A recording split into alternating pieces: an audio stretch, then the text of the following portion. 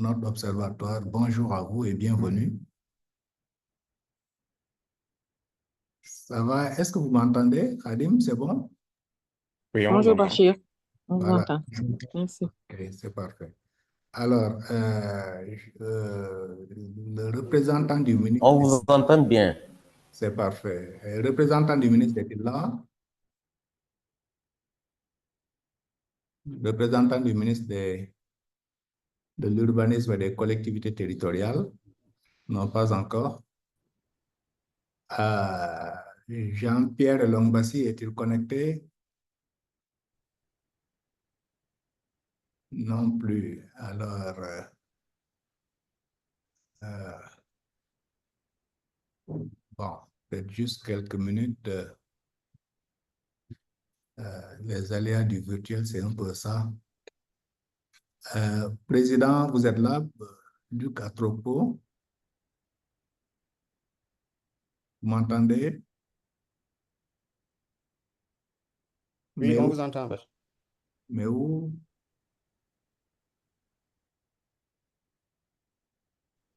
Allô? Mais où? C'est bon, vous m'entendez? Est-ce que Allô? le président est là? Oui, moi je t'entends, hein. Ah, c'est parfait. Très bien. Ouais, je voulais m'assurer que, Merci, on est là. bon, sinon, on patiente juste quelques minutes, le temps que, disons, une minute ou deux, le temps que le représentant du ministre se connecte. Et- Bonjour Bachir, je suis là. Ah, c'est parfait, c'est très bien. Alors, Jean-Pierre Elongbassi est-il là aussi?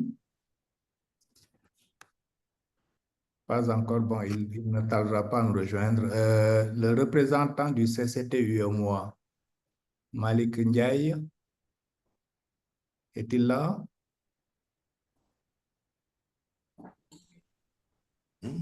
Il ne tardera pas à se connecter. Ah, vraiment désolé pour ces quelques minutes, une ou deux minutes, le temps que... Voilà, je vois le président. Président, comment allez-vous? Bienvenue sur la plateforme. Luc Atropo, maire de Cotonou et président de l'AMBF, l'ANCB. J'ai l'impression que son son ne marche pas. Hein? Bachir. Oui, Allô? oui, Allô, allô? oui, bonjour. Yaï Malik. Allô? Oui, monsieur, bonjour. Parfait. OK, je pense qu'on va démarrer. Est-ce que tu m'entends, Bachir? Parfait. Jean-Pierre Elongbassi n'est pas là, mais je pense qu'on va démarrer avec l'autorisation de Monsieur le Président et juste quelques minutes que je mette en place ça.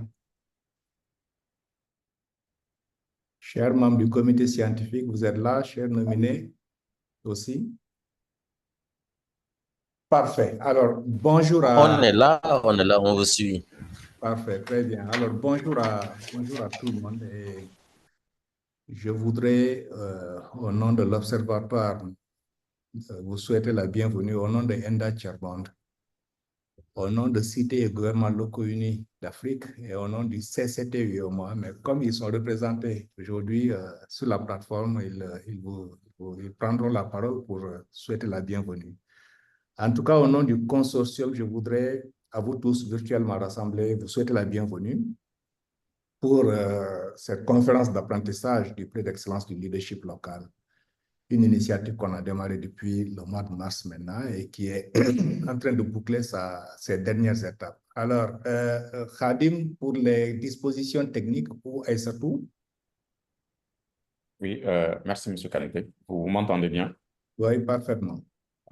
Merci à vous. Bienvenue, chers partenaires, bienvenue, chers invités et chers nominés également. Juste avant de débuter les travaux, nous allons revenir sur quelques dispositions techniques pour faciliter l'écoute à tout le monde. Donc, pour un meilleur confort d'écoute, nous vous prions de garder les micros fermés afin d'éviter les interférences lors des présentations des panélistes. Et une fois les échanges démarrés, vous pourrez les ouvrir pour prendre la parole, intervenir ou poser des questions. En cas de connexion instable également, nous vous recommandons de désactiver les caméras pour optimiser votre bande passante et avoir un meilleur confort d'écoute. Et pour terminer, conformément à la loi sur la protection des données personnelles, nous vous informons aussi que la session va être enregistrée et diffusée sur nos réseaux sociaux. Merci bien, M. Kanouté, à vous la parole. Merci Khalid pour ces éléments. Alors, l'ouverture protocolaire ou l'ouverture officielle sera rythmée par 5 temps. Dans un premier temps, je pourrais vous faire une présentation et le cadrage de la session que nous sommes en train de faire et pourquoi on le fait. Ensuite, nous donnerons la parole à Luc Atropo, qui est le maire de Cotonou et qui assure présentement la présidence de l'Observatoire de la démocratie participative pour la région Afrique. Monsieur le Président, si vous êtes là et si vous nous entendez, je voudrais vous souhaiter la bienvenue. Ensuite, nous donnerons la parole à M. Omar Ba, qui était prévu, mais qui est en mission présentement à Rabat et qui s'est fait représenter par Malik Ndiaye. Malik, si vous m'entendez, bonjour à vous et bienvenue sur la plateforme. Bonjour.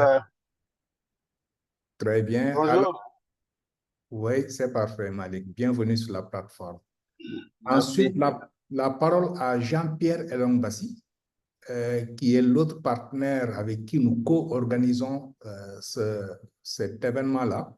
Jean-Pierre est à Rabat. Je ne sais pas s'il a pu se connecter finalement. Si c'est le cas, Jean-Pierre, je vous souhaite la bienvenue sur la plateforme. Et enfin, le mot d'ouverture sera prononcé par le représentant du ministre de l'Urbanisme, des collectivités et de l'aménagement des territoires du Sénégal, qui prendra la parole en dernier pour prononcer le mot d'ouverture. C'est la directrice de cabinet, Fat Bintou. Bienvenue sur la plateforme. Voilà, alors donc, pour les éléments de cadrage, avant de revenir au président pour sa parole, je voudrais mettre quelques éléments de contexte. Pourquoi nous tenons cette initiative? D'abord parce que l'Union africaine, ça peut être une répétition, excusez-moi, certainement ceux qui avaient déjà suivi, ça peut être une répétition pour vous, mais comme on dit que la répétition est pédagogique, pour les nouveaux, ça va être la mise en contexte pour que vous compreniez pourquoi nous tenons cette initiative-là. Je disais qu'en 2013, l'Union africaine a adopté son agenda pour les 50 années à venir, donc 2013 à 2063, autour du slogan « L'Afrique que nous voulons ». Cet agenda a été décliné dans différents domaines, notamment dans le secteur qui nous concerne aujourd'hui, le secteur de la décentralisation, gouvernance et développement local. En 2014, les chefs d'État, au cours du 23e sommet de l'Union africaine réuni à Malabo, les chefs d'État ont adopté la charte africaine des valeurs et des principes de la décentralisation et du développement local. Dans ce document essentiel, il y a 2 points qui retiennent notre attention. Le premier, les chefs d'État ont dit qu'il faut célébrer la journée africaine de la décentralisation et la date du 10 août a été retenue. Et ensuite, ils ont dit qu'il faut primer l'excellence, la créativité et l'innovation en matière de décentralisation, gouvernance et développement local. Alors, c'est un élément important puisque c'est autour de ça que nous avons conduit cette initiative, que nous avons monté cette initiative. C'est vrai que c'était 2014, mais la première fois qu'on a organisé cet événement au niveau national au Sénégal, c'est en 2018. 3 ou 4 ans de maturation qui nous ont permis de lancer la première édition en 2018 du prix du leadership local qui avait été lancé, première édition, et la deuxième édition s'est tenue en 2019. 2020, ça a coïncidé avec le Covid, nous n'avons pas pu tenir une édition en présentiel. Comme vous le voyez dans les 2 premières éditions, c'était au Grand Théâtre à Dakar, rempli avec 1800 places, entièrement rempli. Mais la 3e édition a été une édition numérique, coïncidant avec le Covid. Ensuite, la 4e édition en 2021 et enfin la 5e édition nationale s'est tenue en 2022. Ici à Dakar. Alors, après 5 éditions, nous avons partagé les enseignements de ce qu'on a pu tirer comme conclusion, ce qu'on a pu stabiliser comme recommandation. Nous l'avons tiré et puis nous avons partagé ça au cours du sommet Africité, le 9e sommet Africité qui s'était tenu à Kisumu en 2022 au Kenya. Et après présentation et partage, l'ensemble des acteurs concernés par cette initiative ont formulé la recommandation essentielle qu'il fallait organiser une édition continentale, donc faire la mise à l'échelle de ce qui a été fait au Sénégal, puisque là, c'était uniquement pour le Sénégal. La recommandation essentielle, ça a été de dire c'est bien ce qui est fait, mais il faut faire une édition continentale. Alors, évidemment, édition continentale, c'est 54 pays au moins.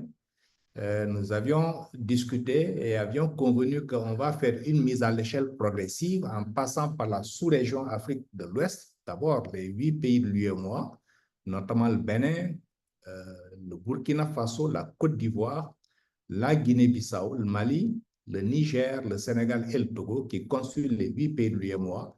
Et cette première édition, c'était pour primer l'excellence et l'innovation dans la gouvernance territoriale. Avec l'UEMOA, c'est aussi une coïncidence puisque, vous vous souvenez, par acte additionnel, on a procédé, les chefs d'État ont procédé à la mise en place du Conseil des collectivités territoriales de l'UEMOA pour une meilleure implication des collectivités territoriales dans les processus d'intégration, notamment sur différents aspects, relever les défis de la mondialisation, promouvoir un système de gouvernance multiniveau, puisqu'on part du niveau local, niveau départemental ou régional, niveau État, et ensuite le niveau sous-régional ou le niveau communautaire, et enfin prendre en compte les préoccupations des populations dans les politiques et programmes communautaires de développement.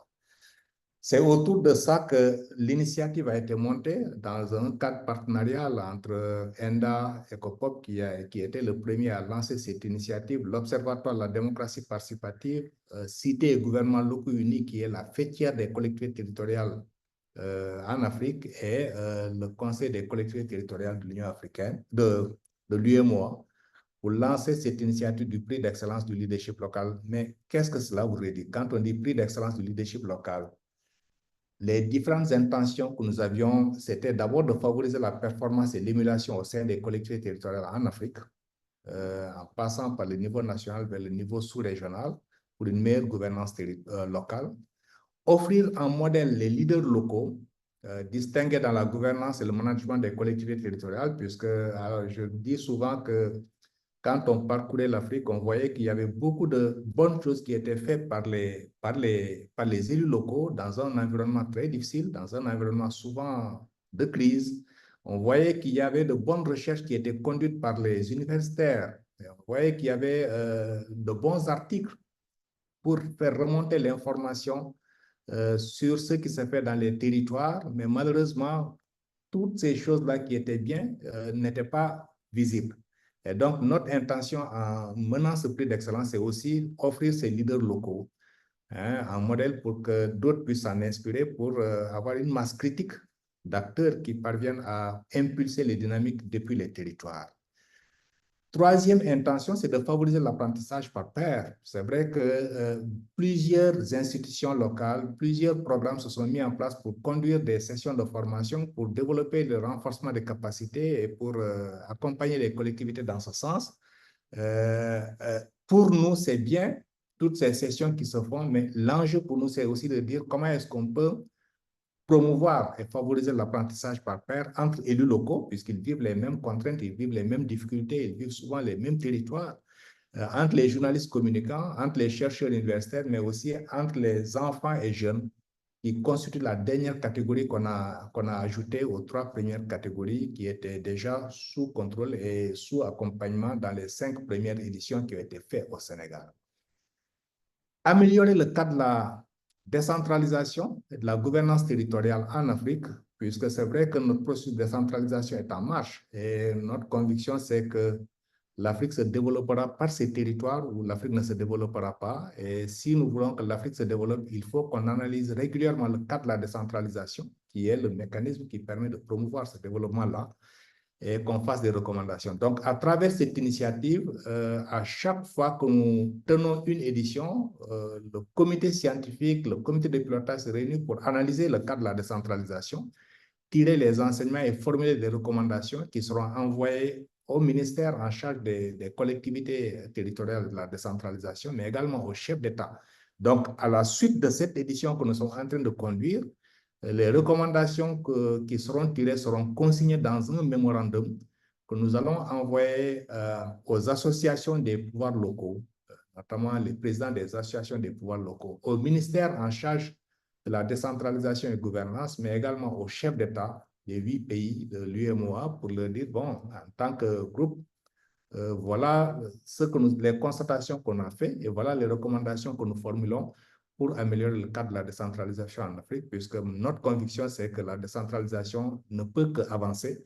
De temps en temps, ça va trébucher, s'arrêter, mais inexorablement, ça va continuer. La démocratie et la décentralisation vont progresser. Améliorer la qualité des productions médiatiques et donner une meilleure visibilité aux innovations. Là, ça s'adresse aux journalistes et aux communicants qui très souvent font la remontée de l'information à partir des territoires, donc les accompagner pour qu'ils puissent améliorer la qualité des productions qu'ils font. Valoriser la recherche au service de l'innovation et du développement par le rapprochement du monde scientifique aux réalités et aux besoins des communautés de base. Là, les universités sont dans cette dynamique-là. Quand on parcourt les différents pays, on entend souvent ce slogan-là, université au sein de la communauté, université au service de la communauté, etc. Et nous voulons, à travers cette initiative du prix d'excellence, donner corps et accompagner ce slogan qui est déjà bien connu au sein du monde scientifique. Et enfin, cultiver les valeurs de la citoyenneté active et responsable auprès des jeunes à travers la création musicale collective par des thèmes sur la démocratie et la bonne gouvernance. L'enjeu pour nous, c'est de dire, comme l'Union africaine dit, nous travaillons pour 50 années, d'ici 2063, c'est important que ceux qui sont des enfants et des jeunes aujourd'hui, qu'on puisse les accompagner pour qu'ils puissent cultiver la citoyenneté, pour qu'ils puissent adopter les valeurs de la citoyenneté et qu'ils grandissent avec. Et donc, nous avons cherché le meilleur véhicule qui permet de faire cela. Nous avons trouvé que c'est peut-être la culture scientifique à travers la création musicale que les enfants et les jeunes peuvent faire depuis le lycée et qu'ils grandissent avec à travers les messages qu'ils vont lancer. Voilà les différentes intentions que nous avions en lançant cette initiative du prix d'excellence et nous avons ciblé 4 catégories d'acteurs, les collectivités territoriales, je l'ai dit tantôt, et pour ces collectivités, nous les avons organisées autour de 6 catégories, la participation et l'engagement citoyen, la transparence et la reddition des comptes, deuxième catégorie. Troisième catégorie, l'efficacité et l'efficience budgétaire, notamment quand on est dans la zone UEMOA, ça me semble essentiel, avec les directives que les instances communautaires sont en train de promouvoir et qui doivent être domestiquées. Quatrième catégorie, l'inclusion, l'égalité de l'équité. La 6e catégorie, la solidarité et l'assistance aux communautés vulnérables. Et enfin, la dernière catégorie, la 6e et dernière catégorie pour les collectivités, c'est la territorialisation des politiques publiques et des agendas internationaux. Alors, je dis souvent que nos États prennent souvent des engagements au niveau international. C'est le cas des objectifs de développement durable, c'est le cas de l'agenda climat, etc., etc. C'est le cas des directives de l'UEMOA qui doivent être domestiquées. Et donc, aussi bien au niveau des politiques publiques qu'au niveau des agendas internationaux, là où ça va se mettre en œuvre, là où ça va être opérationnalisé au niveau des territoires. Donc, nous identifions les bonnes pratiques et les innovations que les collectivités mettent en place pour cette territorialisation des agendas internationaux et des politiques publiques. Alors, pour la catégorie des journalistes et communicants, nous ciblons 2 aspects. Le premier, c'est les documentaires, reportages et documentaires, et c'est aussi les articles de presse, les hommes de médias. Pour les universitaires et chercheurs, nous ciblons là aussi les projets de recherche doctorale, ceux qui sont des doctorants, qui font des recherches sur des thématiques, si ces thématiques sont en lien avec la gouvernance, la décentralisation ou le développement local. Ou alors ceux qui sont des chercheurs universitaires, qui sont des enseignants aussi, par les articles scientifiques qu'ils font. Si ces articles scientifiques concernent ou ciblent la décentralisation, la gouvernance ou le développement local, nous en sélectionnons les meilleurs que nous allons rendre visibles. Et enfin, pour les enfants et les jeunes, nous cherchons là aussi les meilleures créations musicales et supports audiovisuels qu'ils font pour sensibiliser et pour faire l'éducation des enfants et des jeunes sur la thématique. Voilà les cibles des distinctions que nous avions lancées. Nous avons mis en place des instances. L'instance, le comité de pilotage, avec 7 représentants, notamment le représentant du CCT-UEMOA, le président de l'Observatoire, les ministères, un représentant, le ministère en charge des collectivités territoriales, notamment c'est le ministère du Sénégal qui représente les autres, le représentant des PTF, les partenaires techniques et financiers, le secrétaire général de Cités et gouvernements locaux unis d'Afrique, le président du comité scientifique et le secrétaire général de l'Observatoire. Ça, c'est l'instance politique et l'instance de pilotage. Il y a également le comité scientifique qui a été mise en place avec une composition qui respecte un peu l'équilibre entre les acteurs qui sont dans l'écosystème de la décentralisation, notamment les ministères en charge, les associations de pouvoirs locaux, les partenaires techniques et financiers, les universités et think tanks en Afrique, les experts et représentants de la société civile et des médias. Et la présidence du comité est assurée par Dr Ousmane Sy, qui a été élu local de 2008 à 2016. Comment? Bon, si vous pouvez désactiver les micros pour le confort de l'écoute. Alors, il a aussi été secrétaire général à la présidence de la République du Mali. Il a été ministre de la décentralisation au Mali et présentement, il est expert de l'Union africaine des Nations Unies. Et je pense d'ailleurs que c'est ce qui fait que depuis un moment, on a du mal à le prendre puisqu'il est en Europe pour des missions qu'il conduit. Et présentement, il dirige le Centre d'expertise politique et institutionnelle en Afrique, le CEPIA, basé au Mali. Et il a comme vice-président le professeur Abdou Sène, qui est à l'université numérique Cheikh Hamidou Kane du Sénégal et qui a dirigé également un pôle important sur l'innovation pour le développement au Sénégal. Donc, à tous les deux, je voudrais les remercier pour avoir accepté de prendre la présidence de ce comité que je vais dévoiler sans plus tarder. Donc, c'est une vingtaine de personnes équitablement choisies dans la sous-région ouest africaine.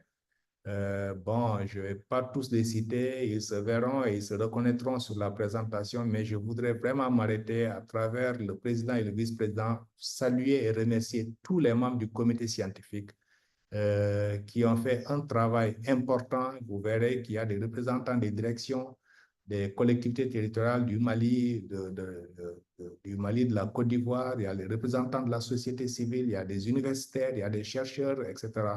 Vraiment, à tous, j'ai vu le travail important que vous avez abattu depuis le début et je voudrais m'arrêter pour vous remercier bien sincèrement pour ce travail-là qui nous a permis aujourd'hui d'identifier les bonnes pratiques, les innovations qui ont été postées et pour lesquelles nous en avons sélectionné les meilleurs qui vont, à partir d'aujourd'hui, à partir de cet après-midi, passer aux présentations pour les partager avec le public, mais également pour les soumettre à l'attention du membre du comité scientifique. Donc, chers membres, merci à vous pour cet excellent travail que vous avez fait. Ensuite, la plateforme de soumission a été ouverte et nous avons reçu 88 soumissions venant des collectivités territoriales. Nous avons reçu 20 soumissions venant des journalistes et communicants, 11 soumissions venant des universitaires et chercheurs et 13 soumissions venant des jeunes de la création musicale. Alors, évidemment, comme je le dis très souvent, c'est un processus qui est sélectif.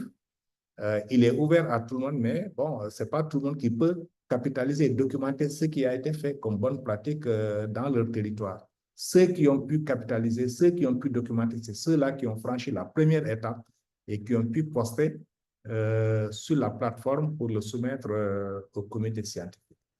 Bon, ça, c'est la couverture des soumissions. Bon, on en a reçu dans tous les pays de l'UEMOA. Dans 7 des 8 pays de l'UEMOA, il y a eu qu'en Guinée-Bissau, où nous n'avons pas reçu de soumission. Alors, bon, ça, c'est la liste de tous ceux qui ont soumis. Je ne pourrais pas le citer, mais ils se verront également sur ça part du Bénin et c'est par ordre Afrique jusqu'au Sénégal et au Togo pour les collectivités territoriales, les lycées également pour les enfants et les jeunes créateurs, pour les médias. Vous les verrez, Le Soleil du Sénégal, TFM, RFM, etc. Bon, c'est des radios communautaires, c'est des organes de presse venant des 7 pays de l'Afrique de l'Ouest. Les universités également, nous en avons reçu un bon nombre Et tous sont là. Je voudrais, à travers cette page, vous remercier déjà pour avoir soumis vos bonnes pratiques et vos innovations, mais surtout vous féliciter, puisque comme je l'ai dit tantôt, nous avons un processus qui est extrêmement sélectif et qui, bon, c'est pas tout le monde qui parvient à franchir. Ceux qui ont franchi et qui sont visibles ici, félicitations à vous pour ce travail que vous avez fait dans vos communes, dans vos rédactions, dans vos universités, mais également dans vos lycées, et travail qui a été documenté et posté et qui a été retenu pour être soumis à l'attention du comité scientifique. Donc, félicitations à vous. Maintenant, pour la deuxième étape, après avoir reçu ces soumissions-là venant des différents pays, le comité scientifique a travaillé et a sélectionné les 5 meilleurs de chaque catégorie. Et pour les collectivités, ceux qui sont nominés, je ne vais pas les citer, mais vous verrez tous, bon, sauf pour Golfe 2, pour lequel on n'a pas de photo. Toutes les autorités locales qui ont soumis sont là: Adjara, Bakel, Banfora, Barni, Baya, Bandoukou, Djamagan, Sikamba, Golfe 2, Golfe 5, Kalale, Khombol au Sénégal, Koza, Pendjaf, Ouele, Pikin Nord, Pikin Ouest, Sébi-Khotan, région de Sikasso, conseil régional de Tongpi, Vaud 2 et Yotou 2. Je finis par terminer pour les collectivités. Félicitations à vous qui avez été nominés, puisque, bon, vous voyez tous ceux qui avaient soumis, passer ce deuxième filtre-là pour être nominé, c'est une très grosse performance. Donc, toutes mes félicitations. Vous avez vraiment, vous méritez bon, un banc de tout le monde pour vous féliciter pour cette performance qui vous a permis d'être nominé à travers une initiative très sélective. Alors, pour les journalistes et communicants, bon, il y en a 5 qui sont nominés. Koumba Sissé du Mali, ORTM, Oumar Diakité, Amadou Garé du Mali, Oumar Ndiaye du Sénégal, Tourare, Abou Bakari. Pour les universitaires, on en a reçu des doctorants. Je vais commencer par eux: Kwame, Chaïbou, Maguetouad, et nous avons reçu également pour les chercheurs Issa Issoufou et Akwasi, Clarisse de la Côte d'Ivoire. Pour les enfants et jeunes créateurs, c'est les enfants des lycées. Et on en a reçu 6, 5 venant de la Tunisie. Alors, je devrais dire que pour cette catégorie, c'est, comment on va dire, hors série, puisque nous avons voulu tenter d'impliquer un autre pays qui n'est pas dans la zone UEMOA pour voir comment le modèle peut fonctionner. Et donc, on a organisé pour le Sénégal et pour la Tunisie. Donc, les lycées de Tunisie, il y a 5 lycées de Tunisie et un lycée du Sénégal qui sont passés. Je ne vais pas les citer, mais je voudrais les féliciter pour avoir franchi cette première étape. Voilà ce qu'on peut appeler les nominés qui vont participer à la 3e étape qui va s'ouvrir à partir de maintenant pour la semaine. Alors, pour les collectivités, bon, les 5 nominés, ils ont déjà reçu une notification et nous avons également envoyé ces notifications à l'ensemble des acteurs. Pour la catégorie participation et engagement citoyen, nous avons eu 5. Pour la catégorie efficience et efficacité et efficience budgétaire, malheureusement, nous n'avons nominé qu'une collectivité territoriale. Alors, pour la catégorie transparence et reddition des comptes, nous avons nominé 4, puisqu'il faut déjà avoir la moyenne pour franchir. Donc, parmi les 4 qui ont pu franchir avec une bonne moyenne sont ceux que vous voyez maintenant. Pour la catégorie solidarité et assistance, 5 ont été nominés entre la Côte d'Ivoire, le Sénégal. Pour la catégorie inclusion, égalité, équité, 4 ont aussi été nominés. C'est un processus sélectif, comme je l'ai dit. Les 5 qui ont eu les moyens. Et pour la catégorie territorialisation des politiques publiques, 5 ont été nominés entre le Mali, le Burkina Faso, le Togo, le Sénégal et la Côte d'Ivoire. Pour les journalistes et communicants, 3 ont été nominés dans chacune des 2 catégories. Articles de presse, 3 ont été nominés entre le Sénégal, Gostin Diatta et Oumar Diakité du Mali et Amadou Garé du Niger. La catégorie reportage et documentaire, 3 aussi ont été nominés entre Tourare, Koumba Sissé du Mali, l'ORTM du Mali et Oumar Ndiaye, l'ERL Sénégal. Félicitations à vous. Pour les universitaires, comme je l'ai dit tantôt, 2 sont des chercheurs qui ont produit des articles scientifiques, Akwasi et Issa Issoufou, et 3 sont des doctorants, Saïbou et Kwame et Maguette Wade du Sénégal. Donc, ils viennent du Sénégal, du Burkina Faso et du Niger. Alors, pour les enfants et les jeunes, voilà les 6 qui ont été nominés entre Tunisie et Sénégal. Alors, à présent, va démarrer la conférence d'apprentissage. De quoi s'agit-il? Notre objectif ou nos objectifs en lançant cette conférence d'apprentissage, c'est de présenter en public les meilleures pratiques et les innovations qui sont nominées en Afrique de l'Ouest. Clarifier les questions et les enjeux avec le comité scientifique. Le comité scientifique a dû lire vos soumissions. Peut-être qu'il y a des questions qui sont restées en suspens. Peut-être qu'il y a des aspects que vous n'avez pas pu exprimer dans les notes, puisque nous avions un formulaire qui était très restrictif. Il y a un certain nombre de caractères que vous ne pouvez pas dépasser. Donc, je suis sûr qu'il y a beaucoup de choses que vous avez dû laisser de côté pour vous focaliser sur l'essentiel. Vous aurez maintenant un moment pour échanger de ça avec le comité scientifique et pour aller au-delà de ce que vous avez donné dans le truc, pour aller au-delà et dire les autres enjeux que vous n'avez pas pu aborder. Mais également, si le comité scientifique a des questions, c'est l'occasion pour vous les poser de vive voix pour que vous puissiez apporter des réponses. Mais c'est aussi comme objectif de vulgariser les bonnes pratiques auprès des acteurs de l'écosystème de la décentralisation, gouvernance et développement local, puisque la séance va être retransmise en direct sur différents réseaux sociaux.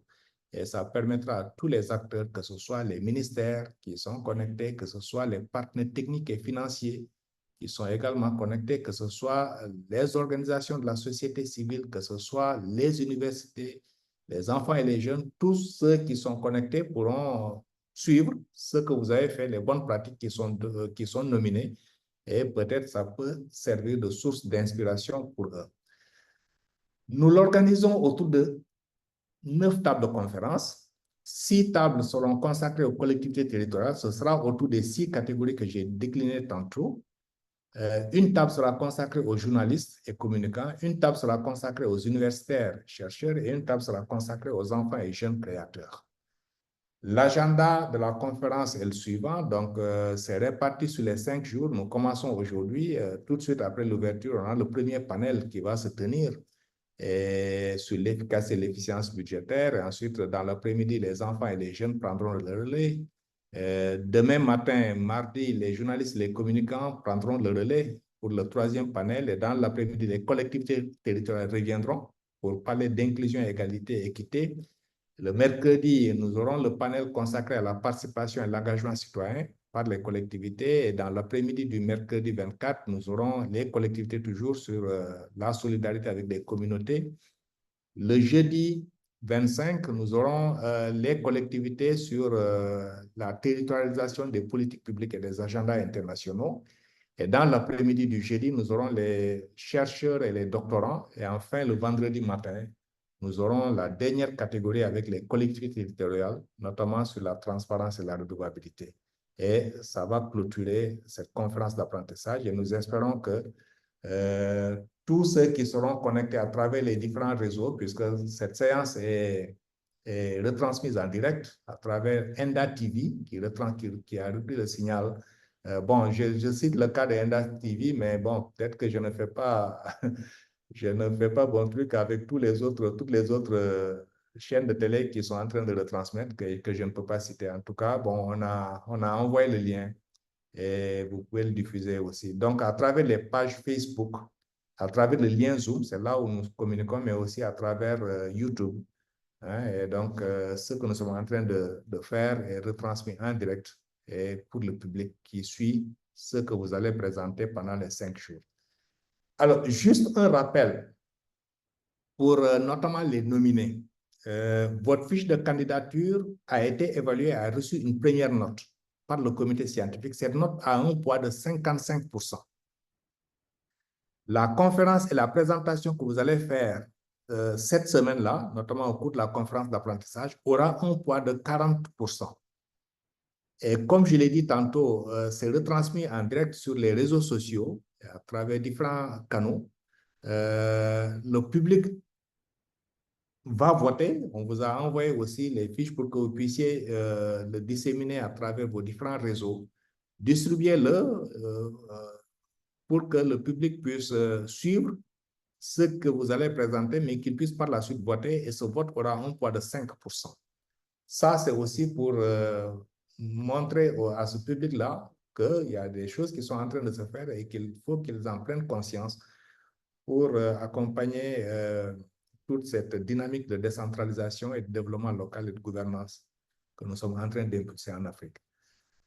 Et enfin, la remise des trophées se tiendra à Cotonou, à la clôture du 5e Forum international de la démocratie participative qui se tiendra à Cotonou. Et je profite de cette occasion pour remercier bien sincèrement le maire de Cotonou, qui assure présentement la présidence de l'Observatoire et qui organise avec l'OIDP ce 5e FIDEPA, ce 5e forum. Et dans la soirée de clôture, nous aurons la remise des trophées à les 3 qui seront primés. Vous vous souvenez, j'ai dit que dans chaque catégorie, on a nominé 5 ou 4. Bon, mais c'est 3 qui vont recevoir les trophées, premier, deuxième et troisième prix. Et cette remise des trophées se fera le 10 août, coïncidant avec la Journée africaine de la décentralisation. Vous vous souvenez, l'Union africaine avait dit qu'il faut célébrer la décentralisation, et donc on va le faire à notre manière, en tenant ce forum-là et en procédant à la remise des trophées, ce jour symbolique de la Journée africaine de la décentralisation. Je voudrais terminer en félicitant les nominés, mais surtout en partageant cette pensée d'un de mes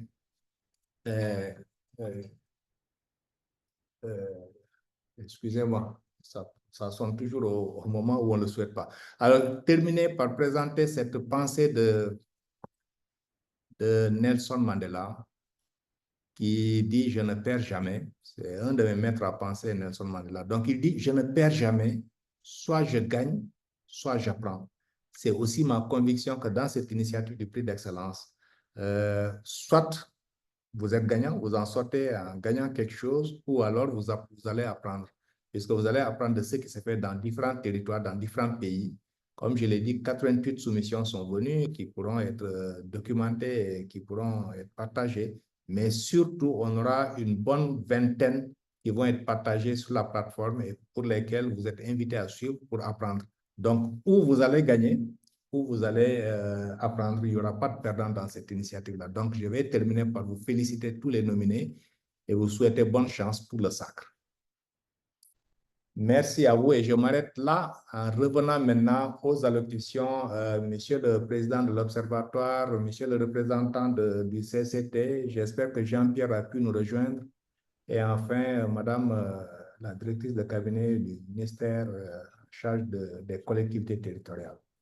Donc, avec votre permission, je vais à présent passer la parole à notre président, Luc Atropo, qui est maire de Cotonou, qui assure aussi la présidence de l'ANCB et qui est présentement président de l'Observatoire de la démocratie participative pour la région Afrique. Président, sans plus tarder, je vous donne la parole en vous remerciant pour votre présence. Merci, monsieur. Merci. Merci pour toutes ces précisions que tu viens de donner pour mettre tout le monde au même niveau d'information. Merci à tous ceux qui sont connectés. Monsieur le représentant du ministre en charge des collectivités du Sénégal, mesdames et messieurs les présidents des fêtiers des collectivités territoriales de l'espace UMOA, mesdames et messieurs les maires de l'espace UMOA, monsieur le secrétaire général de l'OIDP Afrique, mesdames et messieurs les représentants de la communauté scientifique et universitaire de l'UMOA, mesdames et messieurs les experts en décentralisation et en gouvernance locale, chers journalistes et professionnels des médias, mesdames et messieurs les représentants des organisations de la société civile, distingués invités en vos rangs, qualités et grades, mesdames et messieurs, c'est avec une grande joie que je participe ce lundi 22 juillet 2024, au lancement de la conférence d'apprentissage du prix d'excellence du leadership local. Cette conférence est l'occasion pour nous de célébrer les réalisations exceptionnelles des autorités locales de notre espace communautaire qui ont travaillé sans relâche pour améliorer la vie de leurs concitoyens. Dans cette quête de solutions pour améliorer la vie quotidienne de nos compatriotes, les maires et les élus locaux, s'appuyant sur leur administration, explorent de nouveaux sentiers, font preuve d'inventivité et d'innovation. C'est ce qui donne à l'action publique locale cette lettre de noblesse que nous célébrons aujourd'hui en attendant la grande messe de remise des prix à Cotonou en août prochain.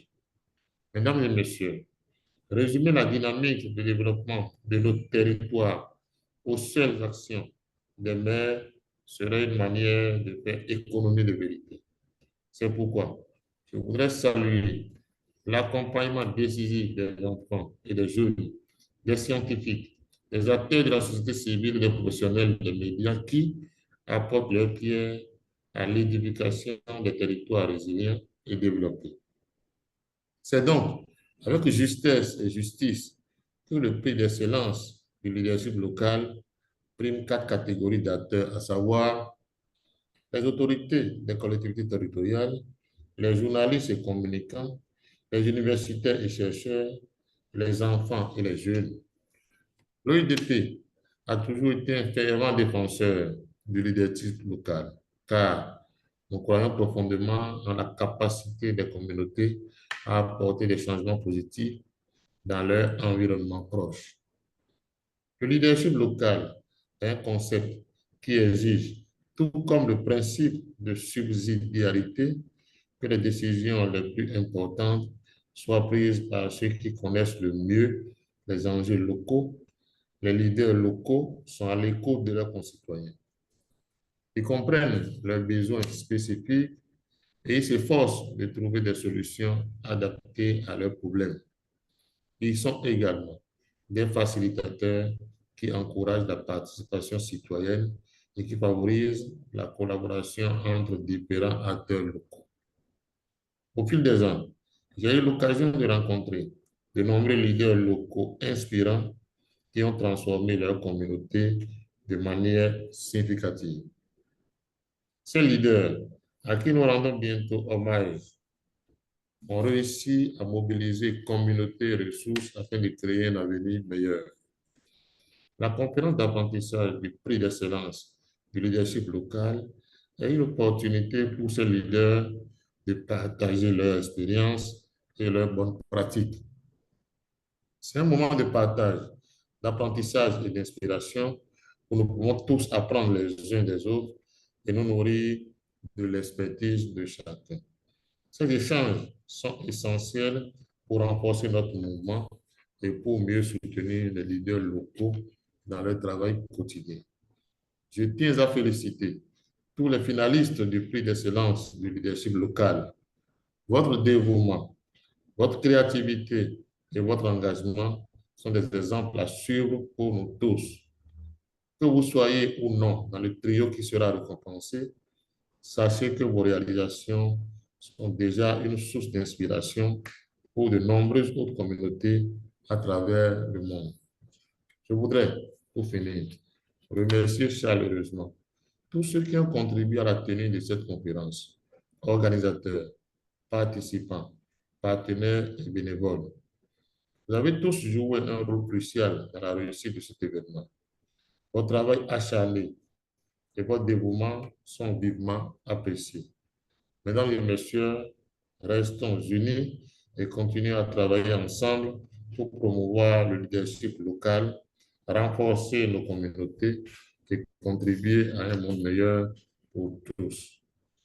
Vive la décentralisation, vive le leadership local. Je vous remercie. Merci, Président, pour pour cette allocution et ces mots très forts que vous prononcez je retiens 2 ou 3 éléments, le rôle de leaders locaux pour promouvoir le développement, mais également les réalisations qui peuvent être source d'inspiration pour tout le monde pour promouvoir le développement et la prise en charge des besoins des communautés. Merci, Président, pour cette allocution. Merci, À monsieur. présent, je passe la parole au représentant du CCT-UEMOA, Malik Ndiaye. J'espère qu'il est toujours connecté puisque je pense qu'il était en voyage.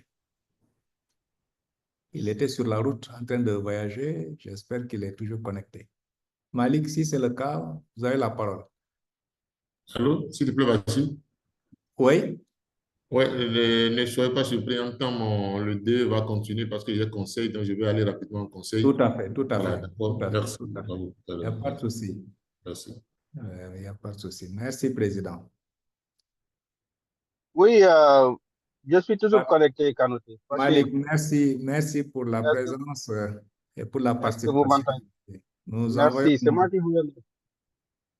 moi qui vous remercie. Mesdames et messieurs, Madame la directrice de cabinet du ministre des collectivités territoriales, de l'urbanisme et des collectivités territoriales, Monsieur Luc Atropo, le président Luc Atropo, maire de Cotonou, Monsieur Bachir Kanouté, Mesdames et messieurs du comité scientifique, messieurs les universitaires, mesdames et messieurs les invités, chers collègues maires, je prends la parole au nom de Oumar Ba.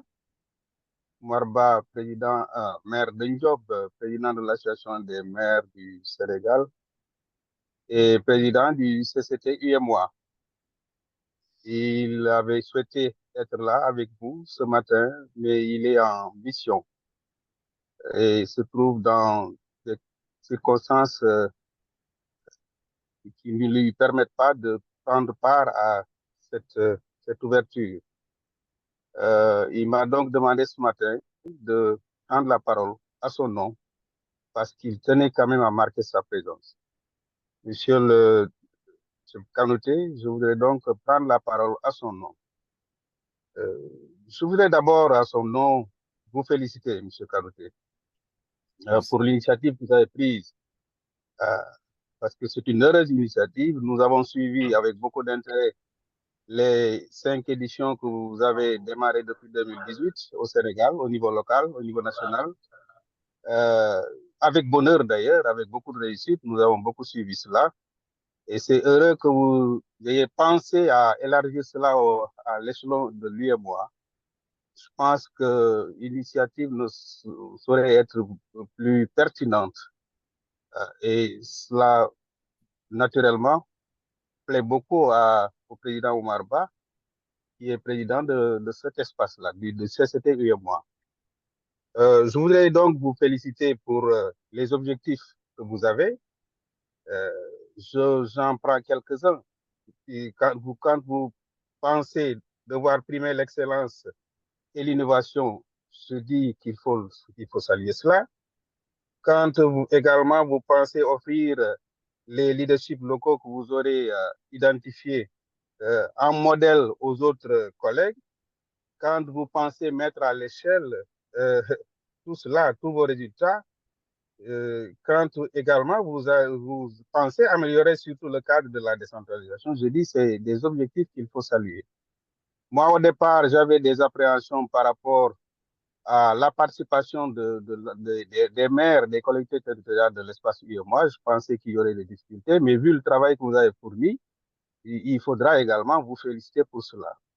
J'apprécie également à sa juste valeur le travail fouillé que vous avez fait, parce que j'ai suivi votre présentation tout à l'heure. Je considère que vous avez fait du travail appréciable qu'il faudra également féliciter et saluer. Merci. Au nom de Oumar Ba, donc, je voudrais vraiment prendre l'engagement de continuer à vous accompagner, d'abord au niveau national, ensuite au niveau sous-régional. Il tient vraiment à ce que je le dise, je le dis avec force.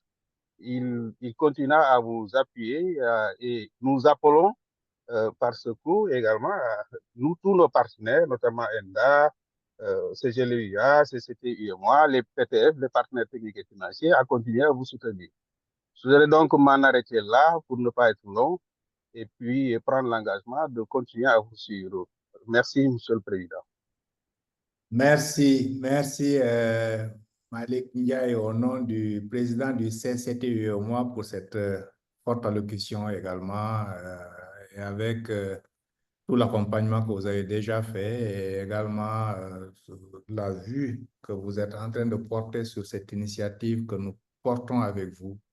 Merci pour cette parole. Merci également au président Oumar Ba qui, depuis lors, n'arrête pas également de suivre, poser des questions et dire comment ça se passe et voir comment est-ce qu'il peut accompagner. Merci à lui. Bon, c'est vrai qu'il est dans une contrainte avec une réunion à Rabat présentement qui fait qu'il va personnellement participer. En tout cas, merci à vous pour la parole. Je voudrais, Président, si vous permettez, dire bonjour à Luc Atropo. Je connais un peu les relations amicales, fraternelles qu'il a avec Luc Atropo.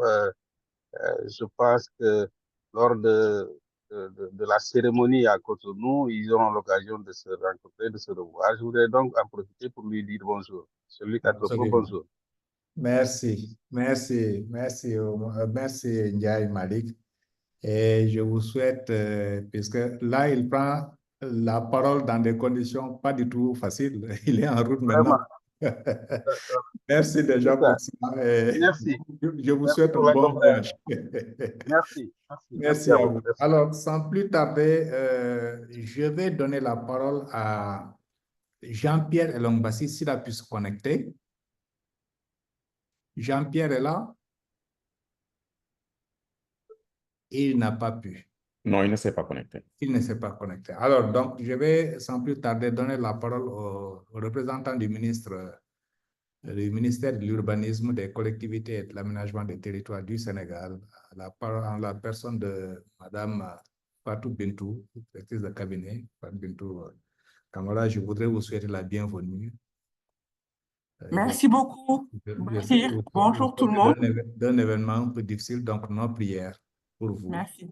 Merci encore. Pour cet événement-là et bienvenue sur la plateforme et sans plus tarder, la parole à vous pour votre allocution. Merci beaucoup, Bachir. Bonjour tout le monde, chers membres de la communauté de l'excellence au niveau des collectivités territoriales. Je suis aujourd'hui ici au nom de Monsieur le ministre Moussa Balla Fofana pour accompagner cette prestigieuse édition de la conférence d'apprentissage du prix d'excellence du leadership local.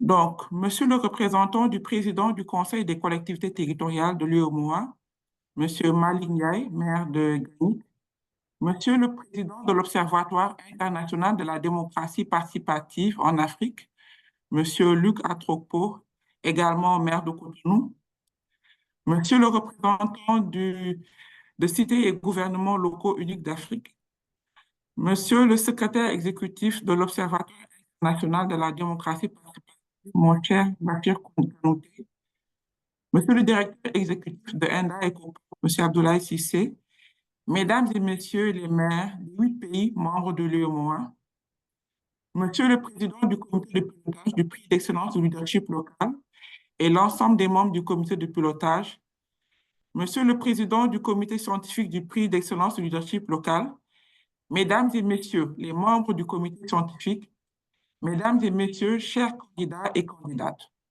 honorables invités, chacune et chacun en ses titres, grades et qualités.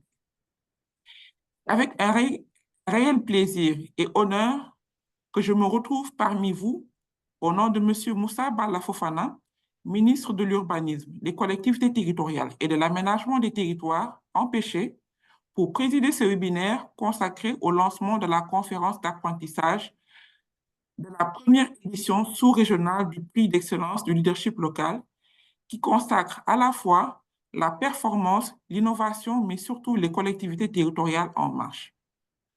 Je voudrais vous transmettre également les chaleureuses salutations de son Excellence, M. Bassirou Diomaye Diakhar Faye, président de la République du Sénégal, du Premier ministre et de l'ensemble des membres de son gouvernement, et vous féliciter pour cette belle initiative qui entre en droite ligne avec le premier chapitre du projet intitulé pour une réforme profonde des institutions et un engagement au service de l'Afrique. En effet, après 5 éditions organisées au Sénégal, comme l'a rappelé tout à l'heure Bachir Kanouté, le comité d'organisation a eu la lumineuse idée de relever le curseur d'intervention pour le hisser au niveau sous-régional. Cette heureuse ambition, dans le droit fil de l'intégration des peuples en Afrique, prônée par l'agenda 2063, l'Afrique que nous voulons, adopté par les chefs de l'Union africaine, rencontre également les ambitions qui sont définies dans le projet. En optant pour une intégration des peuples, vous confirmez les options fortes centrées sur l'humain afin d'assurer sa participation à la transformation et à l'édification des sociétés humaines plus inclusives, justes et prospères. Fort heureusement, la Charte africaine des valeurs et principes de la décentralisation, adoptée par les chefs d'État réunis au sommet de l'Union africaine à Malabo en juin 2014, recommande en son article 20 aux États parties d'abord nationaliser un système transparent et impartial pour permettre l'excellence, la créativité, l'innovation dans la décentralisation, la gouvernance et le développement territorial, mais également de commémorer le 10 août de chaque année la Journée africaine de la décentralisation et du développement local pour promouvoir les valeurs et principes de la Charte africaine des valeurs et principes de la décentralisation. Cela, l'Observatoire international pour la démocratie participative l'a bien compris et a fait coïncider son agenda avec la commémoration de la Journée africaine de la décentralisation et du développement local. C'est dire donc que les consultations ont été promues pour le raffermissement des relations entre les différentes nations.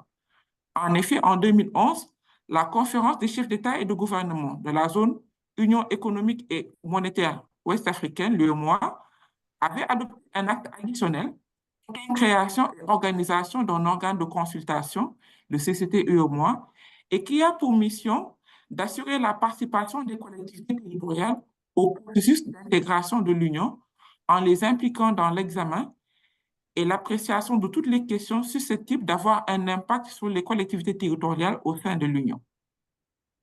En observant le parfait alignement aux recommandations des instances sous-régionales et régionales, je ne peux que féliciter, au nom du ministre de l'Urbanisme et des collectivités territoriales, l'Observatoire international de la démocratie participative en Afrique, en collaboration avec le Conseil des collectivités territoriales de l'UEMOA, mais également cités et gouvernements locaux unis d'Afrique et l'organisation ENDA-ECOPOC, organise la première édition sous-régionale du prix d'excellence du leadership local. Mesdames et messieurs, le credo de l'excellence doit être la sève nourricière et le ciment fédérateur de toutes les initiatives africaines. Il est heureux qu'il en soit ainsi. Cette initiative visionnaire dans son approche, structurante dans son déploiement, dans sa mise en œuvre. Aujourd'hui, cette première édition sous-régionale est proposée dans l'Afrique de l'Ouest et couvrant les 8 pays de l'UEMOA, à savoir le Bénin, le Burkina Faso, la Côte d'Ivoire, la Guinée-Bissau, le Mali, le Niger, le Sénégal et le Togo. C'est dire que le PEL a de beaux jours devant lui. Aujourd'hui, chers candidats, autorités locales, journalistes, communicants, universitaires, chercheurs et jeunes créateurs, vous aurez l'insigne honneur de défendre vos projets devant un jury composé d'hommes et de femmes de l'art. Ils ont tous blanchi sous le nez de la gouvernance locale, aux côtés des communautés agissantes. Je les félicite pour le choix porté sur leur personne et les encourage à offrir le meilleur d'eux pour départir les candidats devant être primés. La communauté sous-régionale vous en saura gré. Mesdames et messieurs, chers candidats, en confrontant vos différentes initiatives et simplement à l'esprit, la finalité et l'approfondissement de la démocratie et le renforcement de la gouvernance locale et de la décentralisation. Ainsi, vous posez les jalons durables d'une participation de qualité avec les principaux acteurs, conformément à la démarche du président de la République, son Excellence, M. Bassirou Diomaye Diakhar Faye. À l'image de ces pairs de la sous-région ouest-africaine qui ont inscrit la gouvernance territoriale comme un enjeu fondamental, désormais inscrit dans un schéma de territorialisation des politiques publiques. Mesdames, Messieurs, Je constate, pour m'en féliciter, l'engouement à cette première édition dans la sous-région. À cet effet, je tiens d'emblée à remercier vivement et à féliciter chaleureusement OIDP Afrique et les co-organisateurs pour cette bonne initiative qui met en œuvre l'option de nos autorités respectives de faire de nos territoires la clé de voûte de nos politiques publiques. Chers participants, il n'est pas superflu de vous dire que cette initiative, qui est le condensé à la fois d'une raison et d'une émulation, doit être encouragée, pérennisée et inscrite désormais dans le calendrier de nos événements africains les plus prestigieux. Le ministère chargé des collectivités territoriales s'y emploiera avec tous les moyens additionnels requis.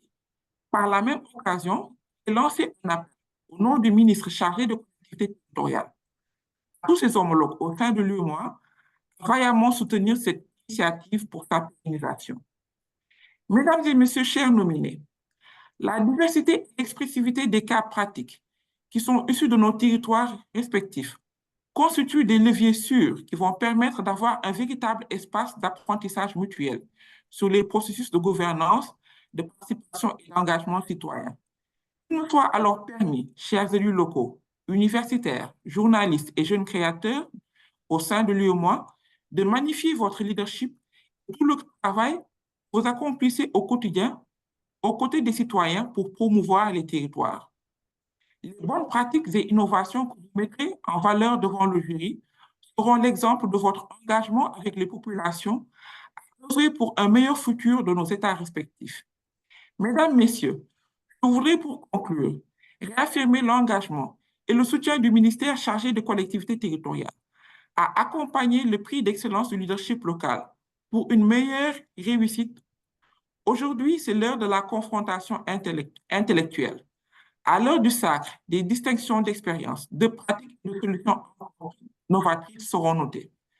Dans ce vent d'optimisme, je déclare ouverte le lancement de la conférence d'apprentissage des meilleures pratiques d'innovation du prix d'excellence du leadership local dans sa première édition au sein de l'UEMOA. Et vous invite, chers élus locaux, universitaires, acteurs des médias et citoyens créateurs, à jouir pleinement de vos joutes oratoires. Je vous souhaite un succès et vous remercie de votre aimable attention.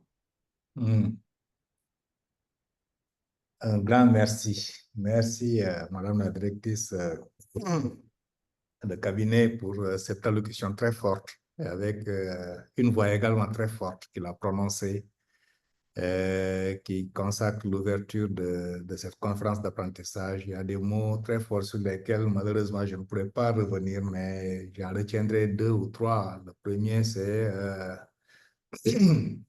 le fait d'avoir élevé le curseur en partant du Sénégal vers la sous-région Afrique et en perspective la région, le continent.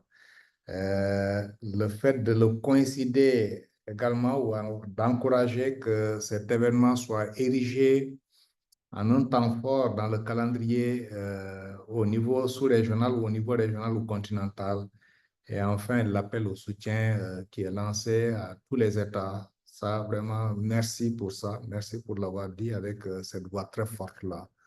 Merci, Madame la directrice, pour cette allocution qui consacre l'ouverture de l'événement. Alors, le dernier temps fort pour cette partie officielle, ça va être la photo de groupe ou la photo de famille.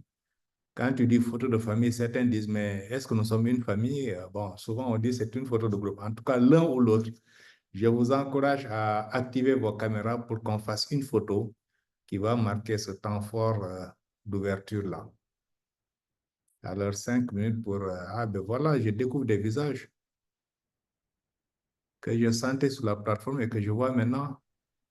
Amatevi, Aboki, Madame Ndiaye, Abdoulaye Sissé, Ankara, les caméras, s'il vous plaît.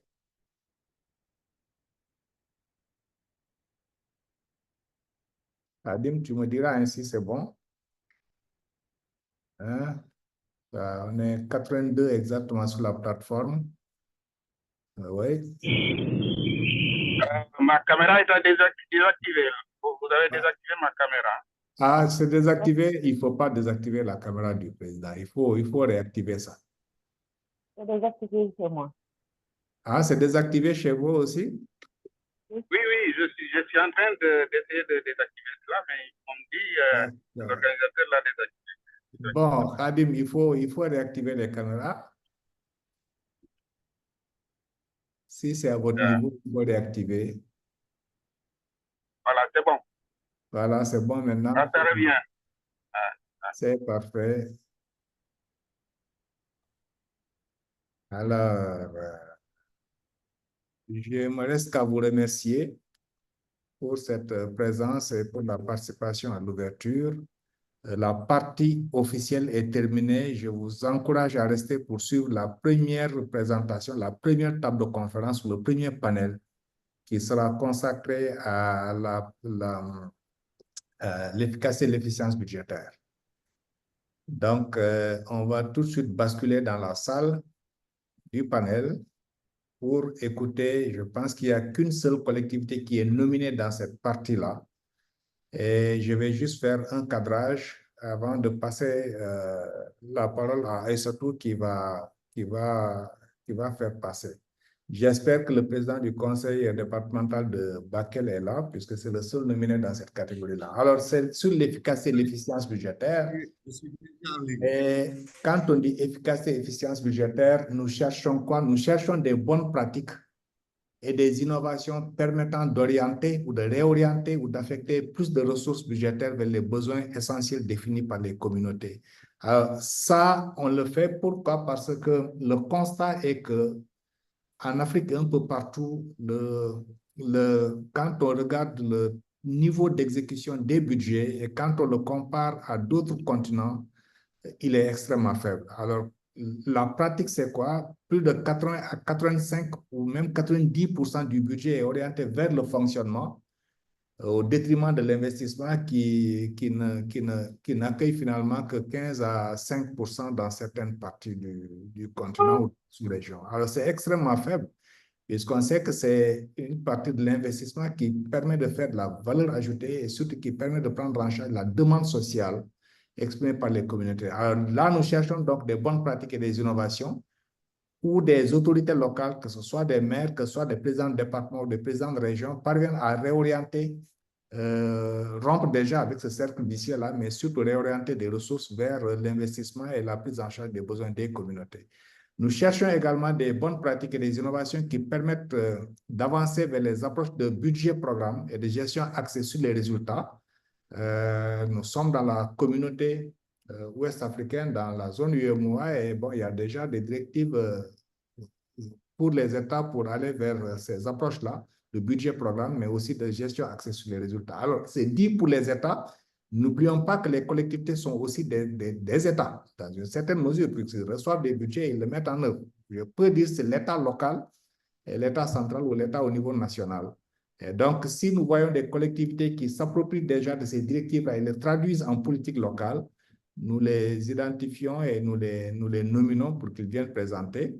Et nous cherchons également, enfin, des bonnes pratiques et des innovations pour améliorer le niveau de recouvrement des ressources locales et des recettes fiscales dans les territoires. Alors ça, c'est aussi à partir de l'observation que nous avons eue. Souvent, on taxe nos pays et nos collectivités d'être pauvres, alors qu'on oublie que souvent, il y a beaucoup de ressources, énormément de ressources. Il y a des recettes fiscales qui souvent ne sont même pas connues pour être mobilisées. Et donc, nous encourageons les collectivités à d'abord avoir une bonne vue sur l'assiette fiscale et à mettre en place des mécanismes et des modalités pour recouvrer ces ressources locales-là, pour recouvrer ces recettes fiscales-là sur les territoires, puisque c'est ça qui permet de compléter les ressources transférées par les États pour dire qu'on a une bonne approche de décentralisation financière permettant de conjuguer et de mettre côte à côte les ressources des territoires plus les ressources des transferts venant des collectivités et des autres acteurs. Donc voilà cette table de conférence, ce que ça cherchait. Et en définitive, nous n'avons nominé qu'une seule collectivité territoriale, c'est le conseil départemental de Bakel. Je voudrais féliciter le maire Mapate Si, j'espère qu'il est là. Il est là? Oui, je suis là. Parfait. Bienvenue, Michel le Président, bienvenue sur la plateforme. Et vous avez soumis une bonne pratique qui a été nominée, qui s'appelle Projet de promotion de l'entrepreneuriat des femmes et des jeunes dans le département de Bakel. Le comité scientifique a bien analysé et bon, vous avez une bonne note. Vous êtes seul. Ça ne voudrait pas dire que tout de suite vous allez avoir le trophée. Donc, il faudra faire une bonne présentation, convaincre les membres du comité scientifique et vous soumettre également aux questions qui pourront être posées par ces membres-là pour passer cette dernière étape et qu'on se retrouve à Cotonou. Alors, le comité scientifique, je ne vais pas le présenter, je l'ai déjà fait. Et je rappelle également juste ces notes-là. Donc, ce que vous allez présenter maintenant aura un poids de 40%. Et n'oublions pas que le public aussi va suivre et pourra aussi faire des votes en ligne qui auront un poids de 5%. Alors, le tapage et les règles pour les tables de conférence, c'est bon, je suis en train de finir l'introduction maintenant et nous vous donnerons la parole, Monsieur le Président, pendant 15 minutes pour présenter la bonne pratique et l'innovation qui a été nominée. Et ensuite, nous retournerons la parole au président du comité scientifique qui, avec ses membres, auront 15 minutes également pour répondre. Et ensuite, nous reviendrons, président, à vous pendant 5 minutes pour que vous puissiez apporter des réponses aux questions qui vous ont été posées. Alors, pendant que vous êtes en train de présenter, vous aurez ce chronomètre-là qui sera affiché. C'est Aïssatou qui va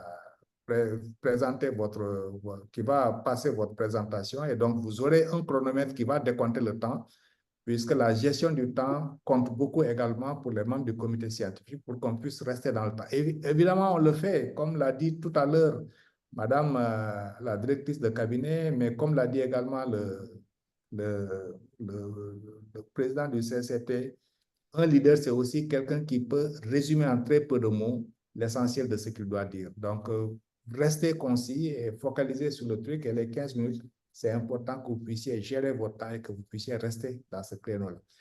Sans plus tarder, je vais passer à la présentation des cas ou du cas qui est nominé. Aïssatou, vous pouvez y aller.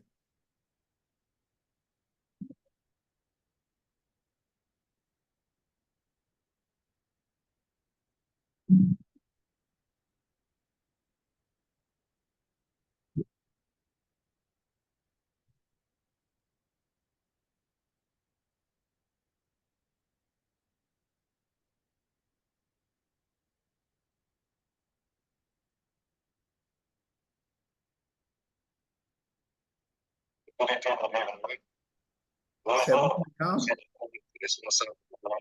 Parfait. Top, c'est parti.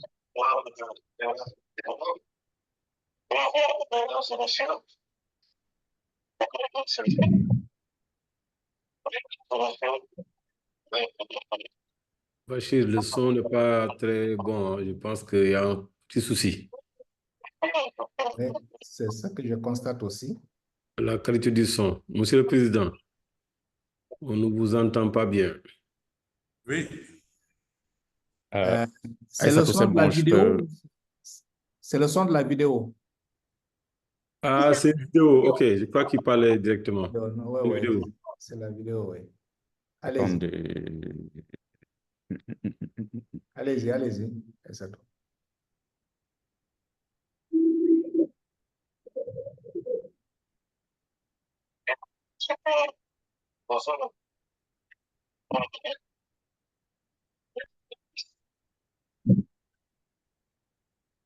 C'est tout, arrête le partage. Je vais prendre le relais.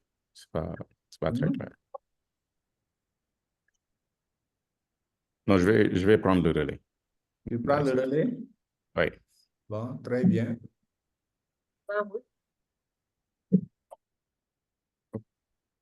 Vas-y. Juste le temps d'activer le son.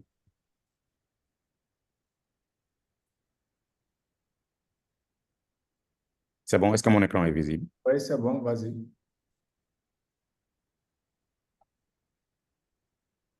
Bonjour, mesdames et messieurs, autorités de l'UEMOA. Très bien. Bonjour, mesdames et messieurs, responsables de l'OIDP Afrique. Bonjour, mesdames et messieurs, membres de ENDA et COPOP. Bonjour, mesdames et messieurs, du comité scientifique, mesdames et messieurs, membres du comité de pilotage, chers partenaires techniques et financiers. Je m'appelle Mapatissi et je suis le président du conseil départemental de Bakel. Je m'en vais tout de suite vous présenter le projet de promotion de l'entrepreneuriat des femmes et des jeunes du département de Bakel. Le département de Bakel est situé en zone frontalière à l'extrême est du Sénégal. Il est limité à l'est par la République de Mali et la République de Mauritanie.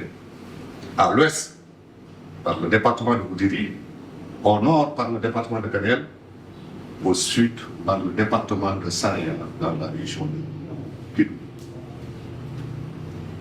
Le département de Bakel est peuplé de 191 020 habitants, dont 96 676 hommes et 94 344 femmes. Le département de Bakel est composé des peuples, des Soninké, des Wolof, des Bambara, des Mo, entre autres. Ce qui est de l'organisation administrative et territoriale du département de Bakel, c'est un très vaste département qui couvre 6 707 km². Il comprend 13 collectivités territoriales, 12 communes et un conseil départemental dont l'organe délibérant est composé de 40 conseillers, dont 19 femmes. Le département de Bakel est une zone à vocation agro-silvopastorale. L'agriculture occupe 70% de la population active.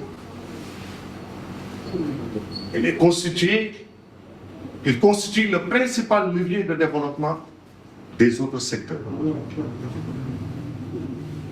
Nous l'avons illustré par cette photo qui nous montre de braves et laborieux hommes qui sont en train de s'activer paisiblement dans notre champ. Et également des jeunes, donc les femmes et les jeunes qui constituent les cibles de notre projet. L'agriculture demeure un des secteurs les plus importants de l'activité économique du département de Bakel. De l'expérience. Pourquoi le projet?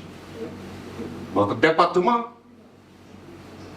est une économie florissante, basée sur l'agriculture, la pêche, l'élevage. La cueillette est aujourd'hui, comme toute la planète, confrontée aux difficultés résultantes de changement climatique. Cela est illustré par ces photos. Nous avons la dégradation avancée et continue de la terre. Nous avons l'érosion, nous avons l'ensablement des mares. Il ne faut pas oublier que le département de Bakel a beaucoup de potentialités, dont des mares pérennes. Ces mares ont tendance aujourd'hui à disparaître à cause de l'ensemble. Compte tenu de l'éloignement de Dakar, les femmes et les jeunes contractaient des crédits, mais à des taux élevés dans les institutions de microfinance.